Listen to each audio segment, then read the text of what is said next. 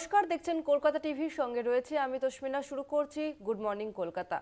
সঠিকভাবে দায়িত্ব পালন করলে বাঁচানো যেত। স্যালাইন কাণ্ডে মুখ্যমন্ত্রীর নিশানায় চিকিৎসকরা। সাসপেন্ড এমএসভিপি, আরএমও সহ 12 জন চিকিৎসক। স্বাস্থ্যক্ষেত্রে জিরো টলারেন্স অবস্থানকে স্পষ্ট করলেন মুখ্যমন্ত্রী মমতা বন্দ্যোপাধ্যায়, সংশ্লিষ্ট মহলের বিশিষ্ট ব্যক্তিরা।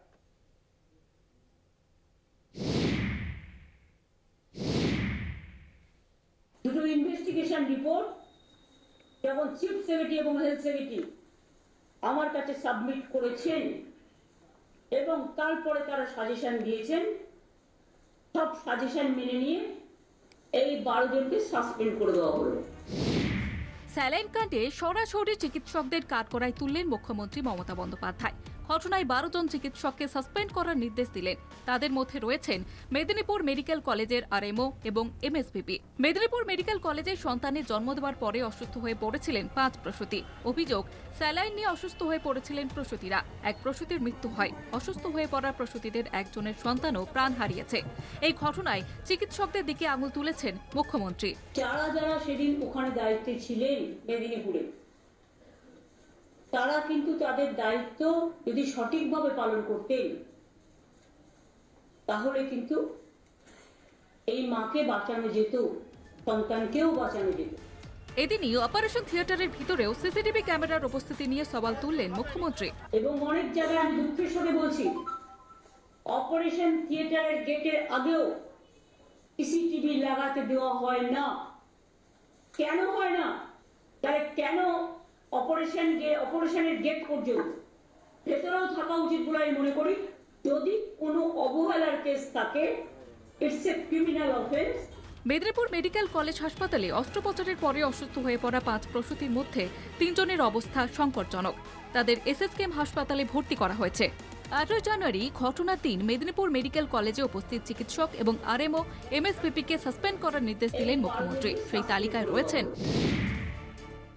হাসপাতাল সুপার জয়ন্ত কুমার রাউত, আরএমও সৌমেন দাস, সহকারী অধ্যাপক দিলীপ কুমার পাল, সিনিয়র চিকিৎসক হিমাদ্রি নায়েক, বিভাগীয় প্রধান মোহাম্মদ আলাউদ্দিন, অ্যানাস্থেসিস্ট পল্লবী বন্দ্যোপাধ্যায়, পিজিটি প্রথম বর্ষের চিকিৎসক মৌমিতা মণ্ডল, পিজিটি তৃতীয় বর্ষের চিকিৎসক ভাগ্যশ্রী কুণ্ডু, ইন্টার্ন চিকিৎসক সুশান্ত মণ্ডল, পিজিটি প্রথম বর্ষের চিকিৎসক পূজা সাহা, পিজিটি প্রথম বর্ষের অ্যানাস্থেসিস্ট মনীশ কুমার, পিজিটি দ্বিতীয় বর্ষের চিকিৎসক জাগৃতি ঘোষ। ঘটনায় সিআইডি তদন্ত চলবে বলে জানিয়েছেন মুখ্যমন্ত্রী। প্রসূতি মৃত্যুর ঘটনায় একসঙ্গে 12 চিকিৎসকের সাসপেনশন নজিরবিহীন। একই সঙ্গে এই কড়া পদক্ষেপ স্বাস্থ্যক্ষেত্রে মমতা সরকারের জিরো টলারেন্স নীতিকে সুস্পষ্ট করল মত সংশ্লিষ্ট মহলের। কলকাতা টিভি।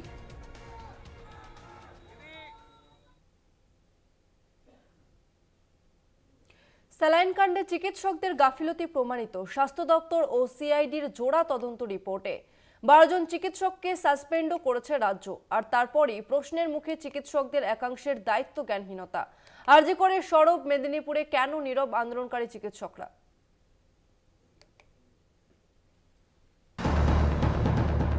মৃত প্রসূতির পরিবারের পাশে দাঁড়িয়ে ক্ষতিপূরণ ঘোষণা মুখ্যমন্ত্রীর। বৃহস্পতিবার কলকাতা হাইকোর্টও স্যালাইন কাণ্ডে মৃত প্রসূতির পরিবারকে ক্ষতিপূরণের নির্দেশ দিয়েছে। 5 লক্ষ টাকা আর্থিক ঘোষণা করলেন মুখ্যমন্ত্রী মমতা বন্দ্যোপাধ্যায়। এমনকি পরিবারের এক সদস্যকে দেওয়া হবে চাকরি। যদিও আমি মনে করি যে মৃত্যুর বিকল্প কোনো সান্ত্বনাতেই কাজে লাগে না, সাহায্যেও কাজে লাগে না, তবুও মৃত পরিবারকে আমরা 5 লাখ টাকা ও পরিবারকে দেওয়ার জন্য আমরা অনুরোধ করছি। এবং তার পরিবার থেকে যদি কেউ চাকরি করতে চায়, যেহেতু এটা আমাদের ডাক্তারদের নেগলিজেন্স হয়েছে, সরকারি কেউ চাকরি করতে চায়, আমরা সেটাও করব। গত 8 জানুয়ারি রাতে 5 প্রসূতিকে বিষাক্ত স্যালাইন দেওয়ার অভিযোগ। মৃত্যু হয় এক প্রসূতির। বৃহস্পতিবার মৃত্যু হয়েছে আরেক অসুস্থ প্রসূতির সদ্যজাত সন্তানের। স্যালাইন কাণ্ডে স্বাস্থ্য দপ্তর ও সিআইডির জোড়া তদন্তের প্রাথমিক রিপোর্টে চিকিৎসকদের গাফিলতি প্রমাণিত হয়েছে। এমনকি 2টি রিপোর্ট মিলে গিয়েছে, যার জেরে জোরালো হয়েছে চিকিৎসকদের একাংশের দায়িত্ব জ্ঞানহীনতার প্রশ্ন। স্যালাইন কাণ্ডে চিকিৎসকদের সাসপেনশনের পর শুরু হয়েছে জোর রাজনৈতিক তরজা। দ্বিধা বিভক্ত চিকিৎসক মহলও। অবস্থাটা নিয়ে তদন্তের নাম করে সরকার শাক দিয়ে মাছ ঢাকতে চাইছে, কিন্তু যদি সরকার মাছটা ঢাকতে পারে, শাকটাকে কি দিয়ে ঢাকবে? আজকে যদি তদন্ত হওয়া উচিত স্বাস্থ্য দপ্তরের বিরুদ্ধে, মুখ্যমন্ত্রী নিজের দায়ভার এখান থেকে এড়িয়ে যেতে পারেন না। আসল অপরাধীকে আড়াল করে মানুষের দৃষ্টিভঙ্গি ঘোরাবার এই যে চেষ্টা, এটা তো প্রশাসনিক এক ধরনের দুর্নীতি। আর মুখ্যমন্ত্রী দুর্নীতি ছাড়া কোনো কাজ করতে পারেন না, তাই করলেন। যদি কোনো ডাক্তার দোষী থেকে থাকেন তাকে কঠোরতম শাস্তি দেওয়া উচিত, কিন্তু তার মানে এই নয় যে শুধুমাত্র ডাক্তাররাই দোষী। এই প্রকিউরমেন্ট প্ল্যানটা কার ছিল, কারা অর্ডার দিয়েছিল, কারা এই ব্ল্যাকলিস্টেড কোম্পানিকে বরাদ দিয়েছিল, কোথায় কাটমানি? এখন স্যালাইনটার মধ্যে যদি কোনো সমস্যা বা ইমপিউরিটি থেকে থাকে এবং সেটা যদি কোনো ডাক্তার দিয়ে থাকেন, তো সেটা একটা স্বতন্ত্র সমস্যা। ডাক্তারদের ইরেগুলারিটি বা অনুপস্থিতি দেখতে পাই, সেটা আরেকটা সমস্যা। এবং সেইখানে যদি গভর্নমেন্ট এখন ডাক্তারদের একটা জবাবদিহি চান বা তাদের উপর একটা পিনাল অ্যাকশন নিয়ে আসেন, আমার মনে হয় সেই সমস্যাটা পৃথক হলেও তাদের কিন্তু গভর্নমেন্টের কাছে একটা জবাবদিহি করতে হবে। চিকিৎসকরা আরজিকর কাণ্ডের পর পথে নেমে সরকারের দুর্নীতি অনিয়মের অভিযোগ তুলে সোচ্চার হয়েছেন। পুলিশকে শিরদাঁড়া, স্বাস্থ্য দপ্তরকে মস্তিষ্ক উপহার দিয়েছেন। মেদিনীপুর কাণ্ডের পর তারা কোথায়? যেখানে কাঠগড়ায় চিকিৎসকদের গাফিলতি, সেখানে কেন নেই বিপ্লবী জুনিয়র চিকিৎসকরা? আরজিকরে সরব, মেদিনীপুরে কেন নীরব? উঠছে প্রশ্ন। কলকাতা টিভি।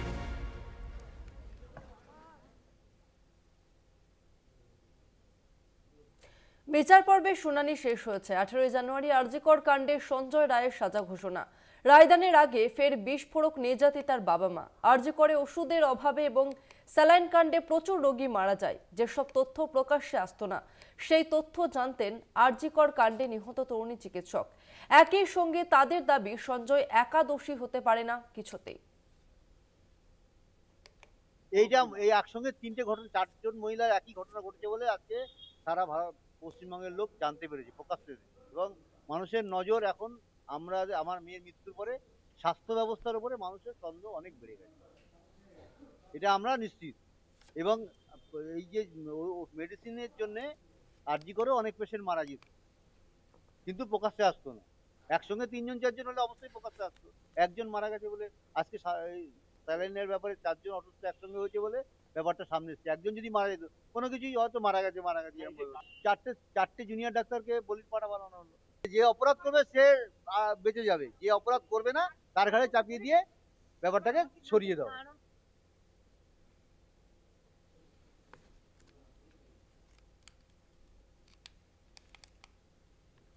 বিতর্ক এবং চিকিৎসার গাফিলতির অভিযোগ পিছু ছাড়ছে না মেদিনীপুর মেডিকেল কলেজ হাসপাতালের। প্রসূতি মৃত্যুর পর এবার শিশু মৃত্যু। মেদিনীপুর মেডিকেল কলেজে মাতৃমা বিভাগে ভর্তি ছিল শিশু। হাসপাতালে অসুস্থ প্রসূতি। সিবিআই তদন্তের দাবি মৃত শিশুর বাবার। সেলাইন কাণ্ডে এবার নবজাতকের মৃত্যু। সিবিআই তদন্তের দাবি মৃত শিশুর বাবার।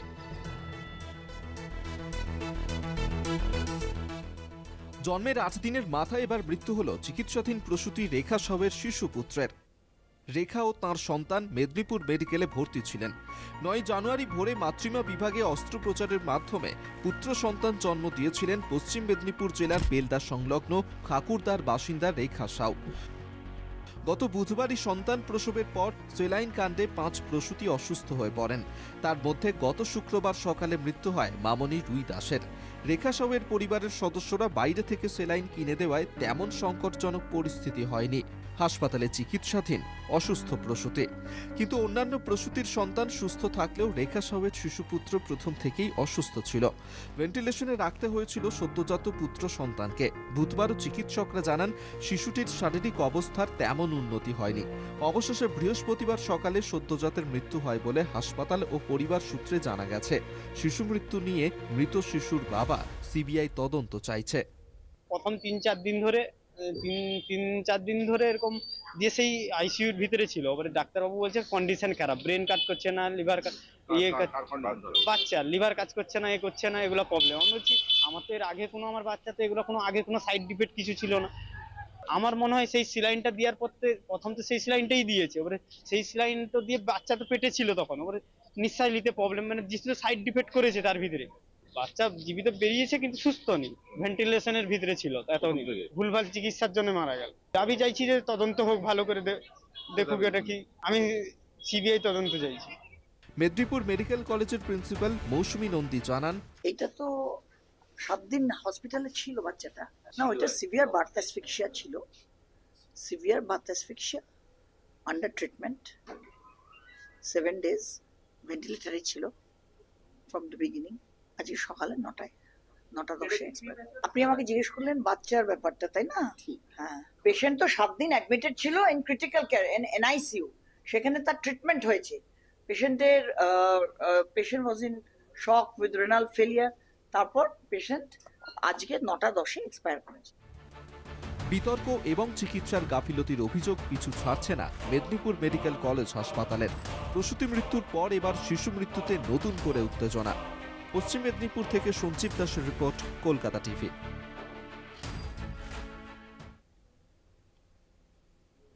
ফের শুরু দুয়ারে সরকার। 24শে জানুয়ারি থেকে শুরু হচ্ছে দুয়ারে সরকার। 37টি স্কিম নিয়ে শুরু হচ্ছে দুয়ারে সরকার। 1 ফেব্রুয়ারি পর্যন্ত চলবে এই দুয়ারে সরকার প্রকল্প। আবারও নতুন করে শুরু হচ্ছে দুয়ারে সরকার প্রকল্প। 24শে জানুয়ারি থেকে শুরু হচ্ছে দুয়ারে সরকার প্রকল্প। 37টি স্কিম নিয়ে শুরু হচ্ছে এই দুয়ারে সরকার। 1 ফেব্রুয়ারি পর্যন্ত চলবে দুয়ারে সরকার। নতুন করে ফের শুরু হচ্ছে দুয়ারে সরকার। 24শে জানুয়ারি থেকে শুরু হচ্ছে দুয়ারে সরকার। 37টি স্কিম নিয়ে শুরু হচ্ছে দুয়ারে সরকার। 1 ফেব্রুয়ারি পর্যন্ত চলবে দুয়ারে সরকার প্রকল্প।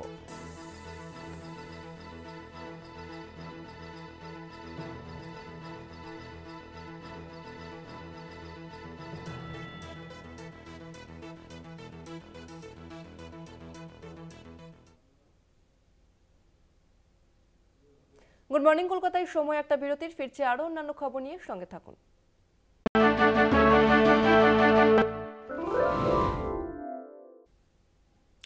কয়েক ঘন্টার মধ্যেই গলফ গ্রিন খুনের কিনারা পুলিশের। মাত্র 10,000 টাকার জন্য ভাইপোর হাতে খুন পিসি।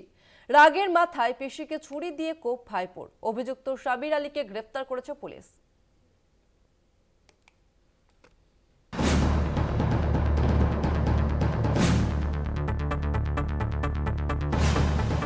মাত্র 24 ঘন্টার মধ্যে গলফ গ্রিনে খুনের কিনারা, গ্রেপ্তার মৃতার ভাইপো।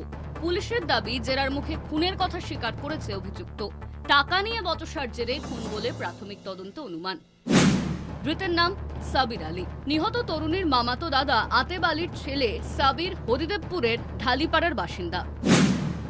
পুলিশ সূত্রে খবর, ওই তরুণী একটি শপিং মলের ক্যাফেতে কাজ করতেন। সম্প্রতি লোনের প্রায় 3 থেকে 5 লক্ষ টাকা ঋণ মেটাতে না পারায় ওই তরুণীর থেকে 10,000 টাকা ধার চায় সাবির। সেই টাকা দিতে অস্বীকার করেন ওই তরুণী। এমনকি ওই যুবককে অপমানও করেন, বচসা গড়ায় হাতাহাতিতে। সেই সময় রাগের মাথায় রান্নাঘর থেকে ছুরি এনে সাবিরকে ভয় দেখাতে সেই ছুরি হাত থেকে কেড়ে নেয় অভিযুক্ত। এরপরই এলো পাতারি কোপাতে থাকে ওই তরুণীকে। মৃত্যু নিশ্চিত হয়েছে বুঝতে পেরে ওই তরুণীর দেহ খাটের নিচে লুকিয়ে রেখে পালিয়ে যায় অভিযুক্ত। ধৃতকে নিজেদের হেফাজতে নিয়ে জিজ্ঞাসাবাদ করা হবে বলে জানায় গলফ গ্রিন থানার পুলিশ। জিজ্ঞাসাবাদ করতে করতে ফাইনালি ওদের মধ্যে একজন যিনি অ্যাকিউজড আছে এই কেসে, উনি জিনিসটা বলেই ফেলে। প্লাস আমাদের আরও কিছু অন্যান্য তথ্য, মানে যেগুলো সিডিআর অ্যানালিসিস ওইসব করেও ওই জিনিসটা ম্যাচ হয়। ওনার উপরে আমরা জিরো ইন করতে পারি যে সাবির আলী নামের যে ওর ডিসিজডের মামাতো ভাই, ওর কাজিন ব্রাদার, ও এই মার্ডারের পিছনে ওই মেইন অ্যাকিউজড বলে আমরা জিরো ইন করতে পারি ওর উপরে, এবং তারপরে ওকে অ্যারেস্ট করা হয়। বুধবার সন্ধ্যে 6:30 নাগাদ গলফ গ্রিনের রাজেন্দ্র প্রসাদ কলোনি এলাকায় নিজেদের বাড়ির খাটের তলা থেকে উদ্ধার হয় রক্তাক্ত দেহ। মৃতা তার মায়ের সঙ্গেই থাকতেন।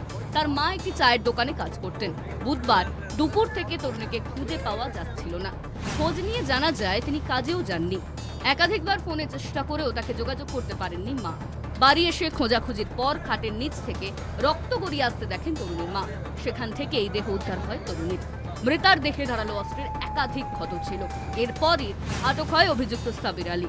জেরার মুখে অপরাধের কথা কবুল করতেই গ্রেপ্তার করা হয় তাঁকে। কলকাতা টিভি।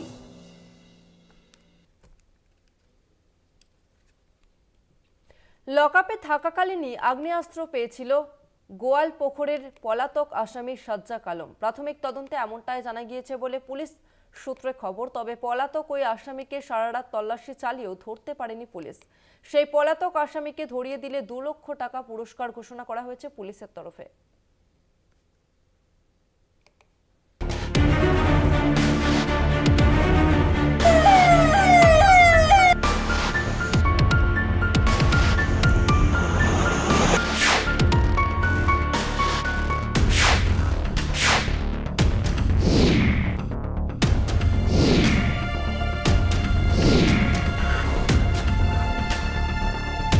উত্তরবঙ্গে দুষ্কৃতীরাজ, গোয়ালপুকুরে পুলিশকে গুলি করে আসামি ফেরার। গুলিবিদ্ধ 2 পুলিশ কর্মী শিলিগুড়ির বেসরকারি হাসপাতালে চিকিৎসাধীন। কিভাবে ঘটনা ঘটল? পুলিশ সূত্রে জানা গিয়েছে, বুধবার উত্তর দিনাজপুরের রায়গঞ্জ আদালত থেকে হাজির করানো হয়েছিল এক মহিলা সহ 3 আসামিকে। আদালতের শুনানির পর তাদের আবার রায়গঞ্জ জেলে ফিরিয়ে নিয়ে যাওয়া হচ্ছিল। যখন আসামি ও পুলিশ কর্মীদের নিয়ে পুলিশের গাড়ি গোয়ালপুকুরের পাঞ্চিপাড়ার কাছে পৌঁছয়, তখন আচমকাই কর্তব্যরত 2 পুলিশ কর্মীর উপর আগ্নেয়াস্ত্র নিয়ে হামলা চালায় সাজ্জাক আলম নামে এক আসামি। ঘটনায় নীলকান্ত সরকার ও দেবেন বৈশ্য নামক 2 পুলিশ কর্মী আহত হন।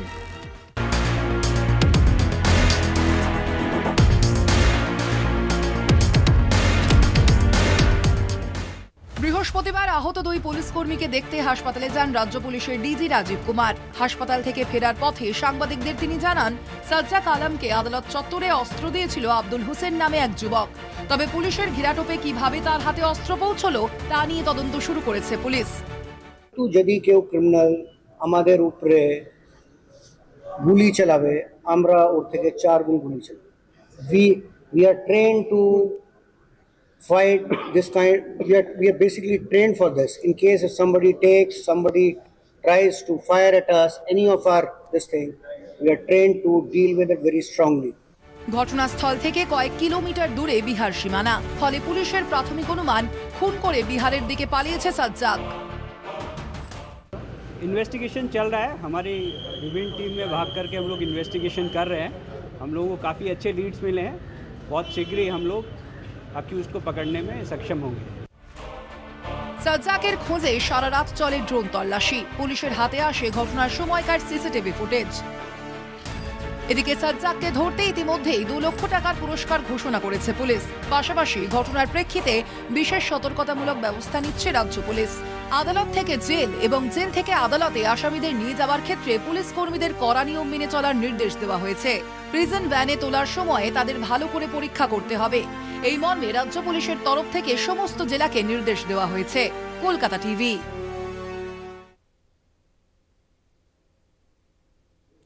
ফিরছে আরো একটা বিরতির পর, সঙ্গে থাকুন।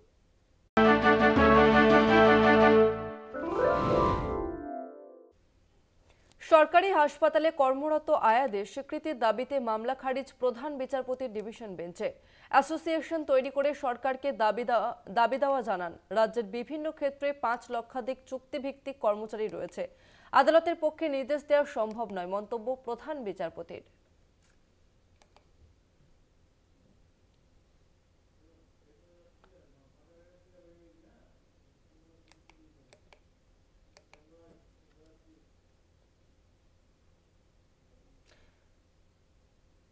মালদার রতুয়ার খুনের ঘটনায় গ্রেপ্তার মূল অভিযুক্ত রুহুল শেখ, পলাতক আরও একজন। অভিযুক্তদের বাড়ি রতুয়া থানার বাহারাল গ্রামে। বৃহস্পতিবার হাটে সবজি বিক্রি নিয়ে ঝামেলার জেরে খুন করা হয় এক পঞ্চায়েত প্রধানকে এবং সেই ঘটনারই মূল অভিযুক্তকে গ্রেপ্তার করল পুলিশ। তবে এখনো পর্যন্ত একজন পলাতক, তারই খোঁজে তল্লাশি চালাচ্ছে পুলিশ। মালদার রতুয়ার খুনের ঘটনায় গ্রেপ্তার করা হয়েছে মূল অভিযুক্তকে। গ্রেপ্তার মূল অভিযুক্ত রুহুল শেখ এবং এই ঘটনায় এখনো পর্যন্ত পলাতক আরও একজন অভিযুক্ত। অভিযুক্তদের বাড়ি রতুয়া থানার বাহারাল গ্রামে।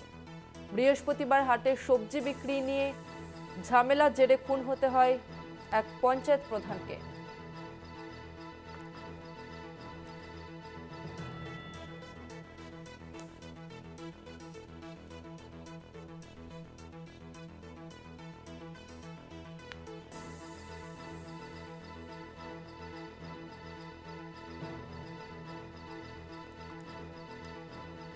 এই মুহূর্তে আমাদের সঙ্গে ফোন লাইনে রয়েছে প্রতিনিধি গৌতম চক্রবর্তী। গৌতম, অভিযুক্তকে কোথা থেকে এবং কিভাবে ধরলো পুলিশ?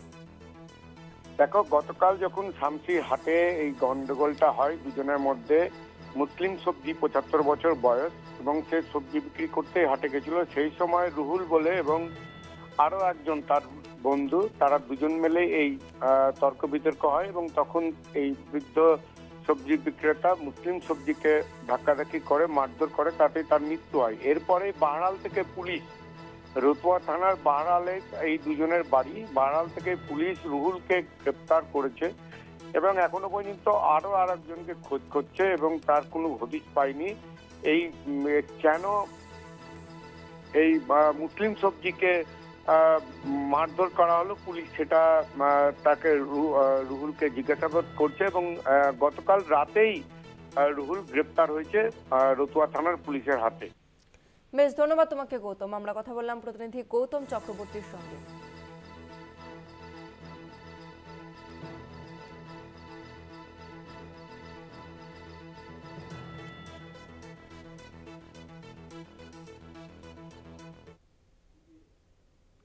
মেদিনীপুর মেডিকেলের নতুন সুপার ডক্টর ইন্দ্রনীল সেন বৃহস্পতিবার রাতে মেদিনীপুর মেডিকেলে পৌঁছন তিনি।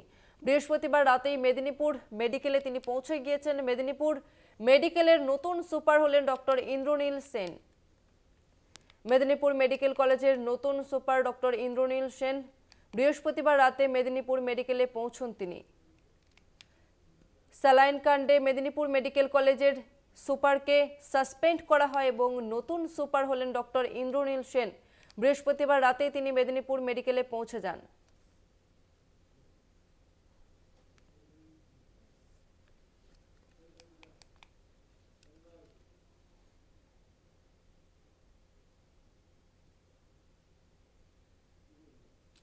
অভিনেতা সাইফ আলী খানের উপর হামলা। মুম্বাইয়ে নিজের বাড়িতে দুষ্কৃতীর হাতে ছুরিকাঘাত সাইফ। লীলাবতী হাসপাতালে চিকিৎসাধীন বলিউড অভিনেতা, দেহে অস্ত্রোপচার। ঘটনায় আটক করা হয়েছে 3 জনকে। সোশ্যাল মিডিয়ায় উদ্বেগ প্রকাশ মুখ্যমন্ত্রী মমতা বন্দ্যোপাধ্যায়ের।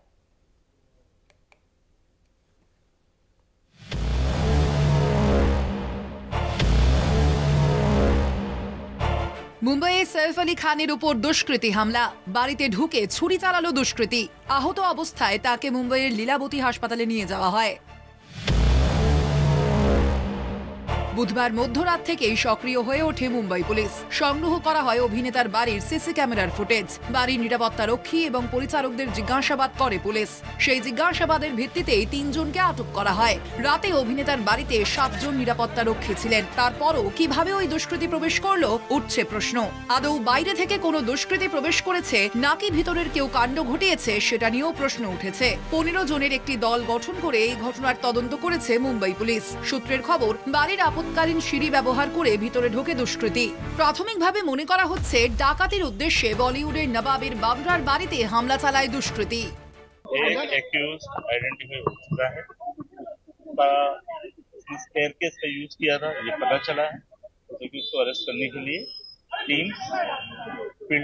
বুধবার রাত 2টো নাগাদ প্রথম ওই দুষ্কৃতীকে দেখতে পান বাড়ির পরিচারক। পরিচারকের সঙ্গে বচসা চলাকালীন সাইফ সেখানে চলে আসেন। অভিনেতা ওই দুষ্কৃতীকে বাধা দিতে গেলে ধস্তাধস্তি শুরু হয়। ধস্তাধস্তির মধ্যে সাইফকে একাধিকবার ছুরির আঘাত করে দুষ্কৃতী। অভিনেতার শরীরে 6টি ক্ষত রয়েছে। হাসপাতাল সূত্রে খবর, 2.5 ঘন্টার অস্ত্রোপচারে অভিনেতার শরীর থেকে ছুরির অংশ বার করেছেন চিকিৎসকরা। সাইফের স্নায়ুর অস্ত্রোপচারও সফলভাবে শেষ হয়েছে। শেষ হয়েছে অভিনেতার কসমেটিক সার্জারিও। সাইফের শরীর থেকে প্রায় 2 থেকে 3 ইঞ্চির একটি ধারালো বস্তু বার করা হয়েছে। Surgery was performed to remove the knife and also repair the leaking spinal fluid. 2 other deep wounds on his left hand and one on the neck was repaired by plastic surgery team. The entire surgery was monitored by Dr. Srinivas Kudwa as a cardiologist because of his other condition. He is completely stable now. He is recovering well and out of danger. সাইফকে দেখতে হাসপাতালে যান করিনা কাপুর থেকে বোন সোহা আলী খান, মেয়ে সারা খান এবং ছেলে ইব্রাহিম খান। সাইফ আলী খানের উপর দুষ্কৃতী হামলার ঘটনায় উদ্বিগ্ন মুখ্যমন্ত্রী মমতা বন্দ্যোপাধ্যায়। সোশ্যাল মিডিয়ায় উদ্বেগ প্রকাশ করেন মমতা। জনপ্রিয় অভিনেতা সৈফ আলী খানের উপর হামলার খবর শুনে ভীষণ উদ্বিগ্ন। ওর দ্রুত সুস্থতা কামনা করছি। আইনের পথে হাঁটবে। যে বা যারা এই কাণ্ড ঘটিয়েছে শাস্তি পাবে। এই কঠিন সময়ে শর্মিলা আদি, করিনা কাপুর এবং ওদের গোটা পরিবারের জন্য প্রার্থনা করছি।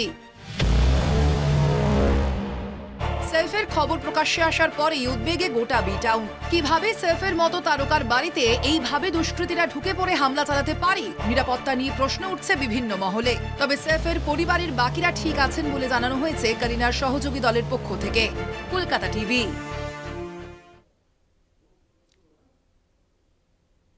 গুড মর্নিং কলকাতা আজকের মতো এই পর্যন্তই। দেখতে থাকুন কলকাতা টিভি রাত দিন 7 দিন।